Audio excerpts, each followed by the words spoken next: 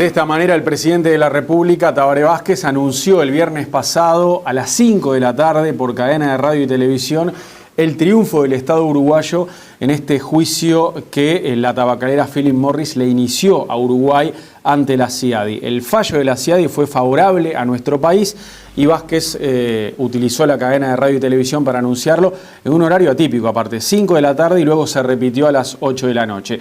Y para hablar de este tema recibimos a un especialista, a Dardo Curti, que es investigador del Centro de Investigación para la Epidemia del Tabaquismo y asesoró a los abogados uruguayos en este litigio. ¿Cómo le va, Dardo? Bienvenido. Muy bien, muchas gracias. Un gusto estar aquí. Un placer tenerlo por acá. ¿Qué supone este triunfo de Uruguay en el fallo de la CIADI?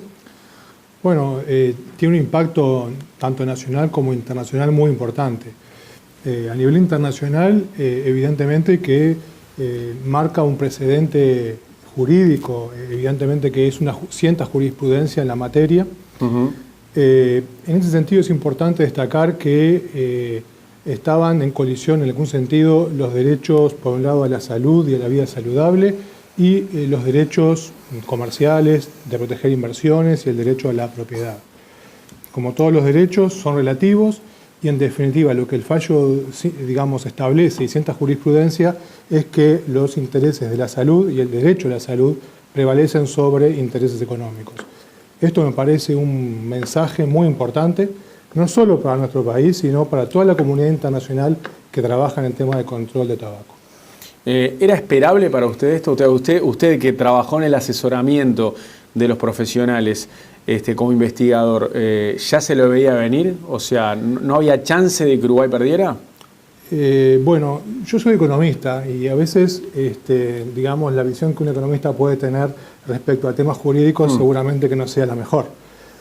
Sin embargo, cuando uno miraba los argumentos de una y otra parte, y yo al participar del proceso y trabajar estrechamente con los abogados nuestros, con nuestro tipo de abogados, miraba los argumentos y decía, ¿cómo alguien puede fallar contra Uruguay si uno lee todo esto? Es como que a cartas vistas no había posibilidades de que ganara Philip Morris. Pero en mi interpretación. En su lectura. Es decir, en mi lectura como economista y como ciudadano, y también como alguien que entiende que los derechos de la salud deben prevalecer, decía, bueno, a ver, Uruguay tomó medidas que no eran discriminatorias, no eran arbitrarias, no eran irracionales, como sí establecía Philip Morris en sus alegatos. Es decir, las medidas fueron proporcionales. Es decir, aumentamos el pictograma de 50 a 80%. Hay evidencia, había evidencia en ese momento, de que eso es una medida razonable y que tiene efectos. La presentación única por marca, había también indicaciones de que las compañías tabacaleras usaban ese recurso para de algún modo mandar el mensaje de que había un producto menos dañino, lo cual era engañoso.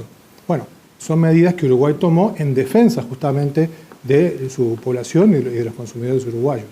Entonces, cuando uno ve eso, dice, bueno, estas medidas no son arbitrarias, estas medidas tienen un fin de salud y además fueron efectivas. La prevalencia en Uruguay bajó de un 32,3% a un 22,2% en 2014. Si uno mira el consumo de cigarrillos, ha disminuido en el país. Entonces, bueno, hubo medidas, fueron razonables, estaban sustentadas en evidencia y además hubo efectos positivos. Además a eso podemos agregar que ha habido efectos inmediatos en la salud. Ha habido un descenso en los infartos agudos de miocardio y en otras enfermedades asociadas al tabaco. Es decir, entonces, que uno lo que difícilmente podría argumentar de modo, digamos, que se pueda demostrar que las medidas fueron arbitrarias. ¿Era la primera vez que una empresa multinacional demandaba a un Estado con estas características? O sea, ¿la primera vez que una transnacional hacía un juicio de estas características?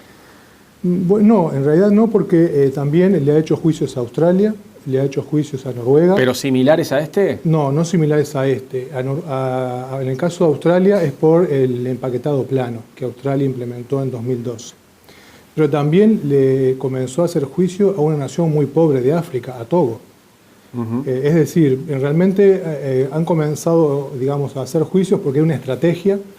La estrategia no era tanto tener un rédito económico, sino la estrategia era paralizar la implementación del convenio marco. Ese era el objetivo de la estrategia. Es decir, escarmentamos a un país y los demás, de algún modo, van a decir, epa, ¿qué está pasando aquí? Si yo avanzo en la implementación del convenio marco, también me puede pasar lo mismo. Entonces el objetivo final era justamente paralizar el convenio marco de control de tabaco de la OMS. ¿Qué antecedentes había de un triunfo así, de un Estado contra una tabacalera?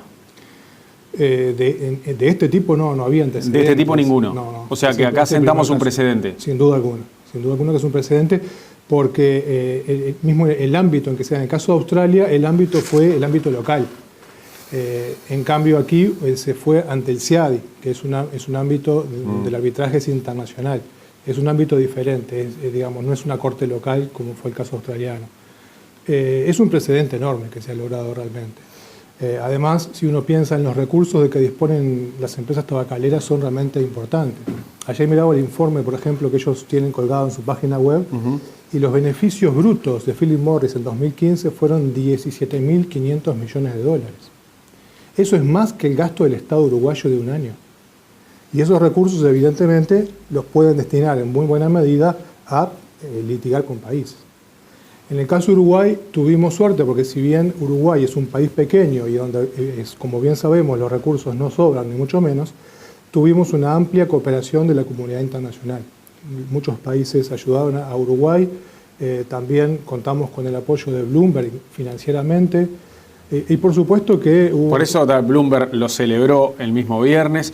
Y por eso muchos países también festejaron esto, ¿no? Porque este precedente que queda desde el pasado viernes permite que otros países puedan defenderse ahora mejor parados ante las tabacaleras en otras demandas, ¿no? Exactamente. Yo diría que esto sienta precedente y además podríamos agregarle un elemento más. Bloomberg estableció en marzo del año pasado un fondo que es de 4 millones de dólares aproximadamente, de que cualquier país que sea amenazado por la tabacalera legalmente puede usar esos dineros para defenderse. Mira. Esto es muy importante, porque claro, un país como Australia, como Noruega, son países que se pueden defender. Pero Togo, que es una de las naciones más pobres del mundo, un ingreso per cápita de menos de $1.000, podemos imaginar que difícilmente pueda costear un equipo de abogados importante como se requiere un caso de estos. ¿Alguno de esos juicios que usted mencionaba recién ya terminó? El de Australia sí, y ganó el Estado australiano. Está. Sí. Pero, a ver, en estos triunfos, ¿no? Como el del Estado australiano o como el triunfo de Uruguay, ¿hay artículos que le dan algún tirón de orejas al Estado? ¿O cuando se gana totalmente? Bueno, en este caso, digamos, Uruguay ganó totalmente. ¿Totalmente? Porque ¿No hay ningún ítem que le diga a Uruguay, bueno, acá sí cometiste un error? No, lo que sí hay es que un juez disintió de los otros dos, en algunos aspectos. No fue fallo unánime. No fue fallo unánime. Fue fallo unánime, sí, en la mayoría de las cosas. Ahí sí fue unánime, en muchas muy importantes. Pero no en todas. Uno de los jueces tuvo un disentimiento respecto de algunos aspectos, digamos, que son más bien de tipo legal, en cuanto a que no hubo suficiente, digamos, equilibrio en la justicia cuando Philip Morris hizo juicios aquí en Uruguay. Pero los otros dos árbitros entendieron que no hubo denegación de justicia. ¿Y no hay nada que el Estado uruguayo deba corregir entonces en esta política antitabaco? En la política antitabaco no. Yo entiendo que la política está... vamos a entendernos. La política que Uruguay está aplicado es ley en Uruguay y está dentro del convenio marco de control de tabaco. Uruguay no aplicó ni más ni menos que un tratado que se comprometió a implementar y que hoy en Uruguay es ley. En ese sentido, difícilmente se pueda decir a Uruguay algo. El convenio marco tiene algo muy positivo, además, y es que es un convenio, es el único convenio de salud pública a nivel mundial, pero que está sustentado en evidencia. Es decir, el conjunto de disposiciones, como la prohibición de publicidad, promoción y patrocinio, el aumento de impuestos, áreas libres de humo, etcétera, etcétera, son, digamos, medidas que se pretende que se implementen por parte de los países, pero que tienen evidencia detrás sobre su efectividad. Entonces, difícilmente alguien puede invocar esto es caprichoso, esto es irracional, esto es desproporcionado. Lo que se busca sí es reducir el consumo y sin duda alguna que tenemos una oposición de intereses con la industria tabacalera. Ellos quieren vender más, nosotros queremos que se venda menos, claramente. Para los que no recuerdan el motivo del juicio, Dardo, ¿podemos refrescar sintéticamente lo que le reclamaba Philip Morris al Estado uruguayo? Sí, cómo no. Bueno, el Estado uruguayo, dentro de, digamos, de sus potestades como Estado y como garante de la salud pública, estableció dos medidas. Una que aumentó el tamaño de los pictogramas de un 50 al 80% de la cajilla. Y una segunda medida fue que las empresas tabacaleras tenían que eliminar cualquier variante de marca. Es decir, se fue hacia una presentación única. Esto quiere decir que, por ejemplo, no podía haber un cigarrillo light, o blue, o gold, o red, o cualquier variante similar. El motivo que fundamenta las dos... o sea, cada marca tenía un solo producto para ofrecer. Debía de eliminar las variantes y ofrecer, por ejemplo, solo una determinada marca sin ninguna variante. Bien. El argumento de Uruguay para eso es que, bueno, el aumento en el tamaño de los pictogramas hace que las personas lo noten más, lo vean y que reflexionen sobre la necesidad de dejar de fumar. Y de hecho, digamos, hay estudios a nivel internacional que avalan que es importante. Y el motivo del otro es que de repente si te meten un cigarrillo light, te dan a entender que ese es menos dañino para la salud, ¿no? Exactamente. Y en realidad es igual de perjudicial. Exactamente. Ok. Y bueno, y ellos decían que estas medidas, en primer lugar, implicaban un no trato justo, como aseguraba el convenio que Uruguay tenía con Suiza sobre protección de inversiones, era un trato, digamos, no equitativo. En segundo lugar, decían que las medidas eran arbitrarias, discriminatorias e irracionales. En tercer lugar, establecían que esas medidas no respetaban el derecho de propiedad de sus marcas, el derecho, digamos, que tenían sobre ellas, que era una violación de la propiedad intelectual. Y en cuarto lugar, que había habido denegación de justicia porque en los tribunales uruguayos no se los había considerado como ellos pretendían. Bien. Y de esos 4 puntos que justamente que ellos fundamentaban contra las dos medidas de que hablamos al principio, el laudo fue que Uruguay tenía razón, de que no hubo ninguna de las 4 cosas que ellos reclamaban eran así.